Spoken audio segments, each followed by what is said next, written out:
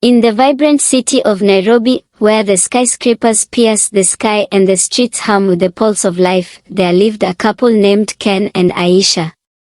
They were the epitome of a modern African couple, young, successful, and deeply in love. Ken was an architect, known for designing buildings that blended tradition with innovation, while Aisha was a filmmaker, celebrated for her documentaries that captured the essence of African stories with raw beauty. Their love story was the stuff of fairy tales. They had met at a film festival in Johannesburg, where Ken had been invited to speak about the intersection of architecture and culture, and Aisha was screening her latest documentary. Their connection was instant, as if the universe itself had conspired to bring them together. They talked for hours about their dreams, their passions, and their vision for a future that honored their past while embracing the new.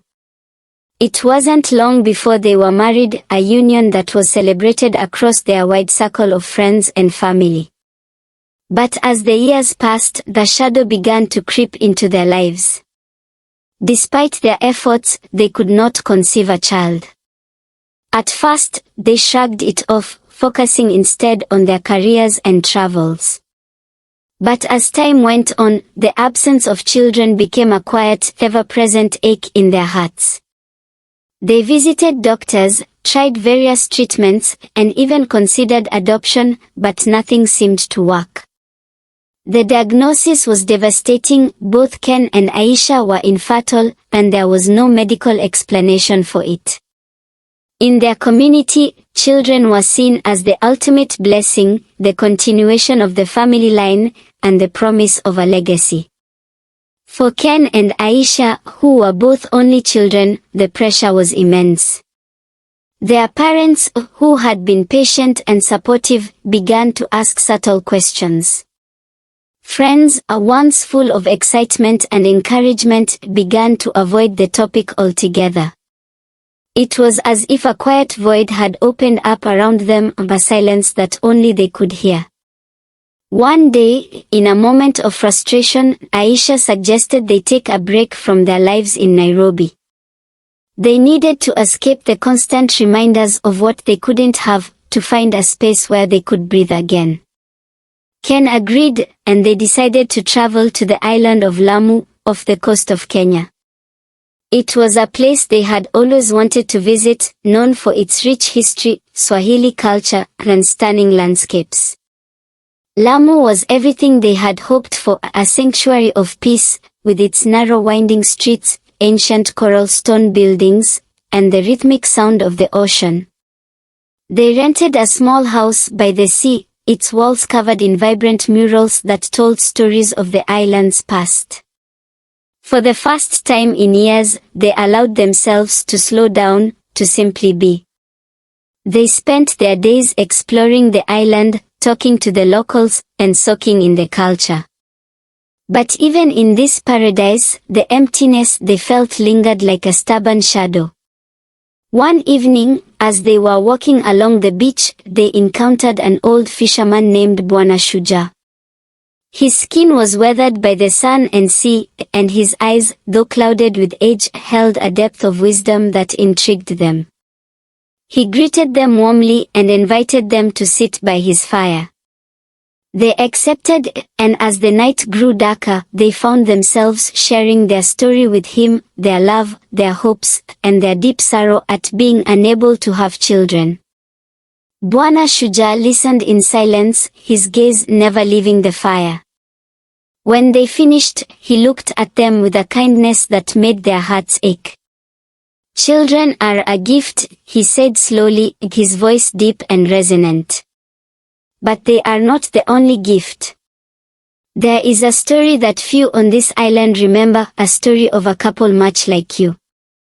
He told them a tale of the island's past, of a time when the people of Lamu were faced with a great drought. The land was parched, the crops failed, and many despaired. In the midst of this, there was a couple who, like Ken and Aisha, could not have children. They were beloved by the community, known for their generosity and kindness. But as the drought wore on, they became desperate to find a way to save their people. One night, as they prayed for a miracle, they were visited by a spirit of the sea, a powerful being that protected the island. The spirit told them that the island's future was in their hands. They could have children, but at a great cost. The spirit offered them a choice: they could have a child, but in doing so, they would lose the ability to create anything else in their lives. Their creativity, their passion, their very essence would be sacrificed to bring life into the world. The couple struggled with the decision, but they chose to remain childless. They realized that their love for each other, and their ability to create and inspire others, was their true gift to the world. The spirit blessed the island with rain, and the drought ended. The couple lived out their days in peace, their legacy remembered not in their children, but in the lives they touched. When Bwana Shujaa finished the story, Ken and Aisha sat in silence, the weight of his words settling over them like a warm blanket. It was as if the old man had seen into their very souls, offering them a perspective they had never considered. That night, they returned to their house by the sea, their minds filled with thoughts.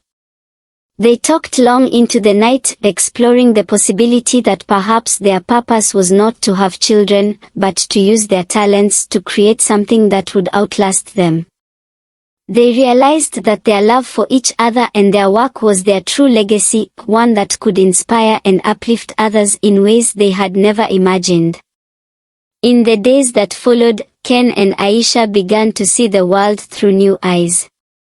They connected with the people of Lamu in deeper ways, using their skills to contribute to the community.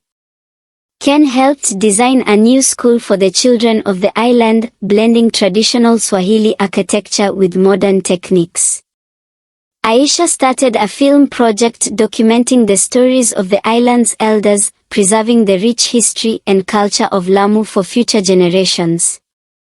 As they poured themselves into these projects, they found a renewed sense of purpose.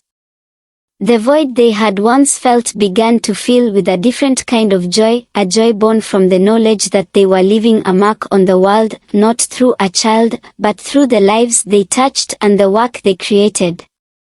They returned to Nairobi later. Their projects in Lamu had gained international attention, and their work was celebrated across Africa. They had become symbols of what it meant to live fully, to create with passion, and to love without reservation. Ken and Aisha never had children of their own, but their legacy was felt far and wide. Their story became one of inspiration, a reminder that there are many ways to create life in this world, and that sometimes, the greatest gifts are those we give to others. And so, they lost the ability to have kids, but in doing so, they discovered the power to create something even more profound, an enduring legacy of love, creativity, and the unbreakable spirit of the human heart.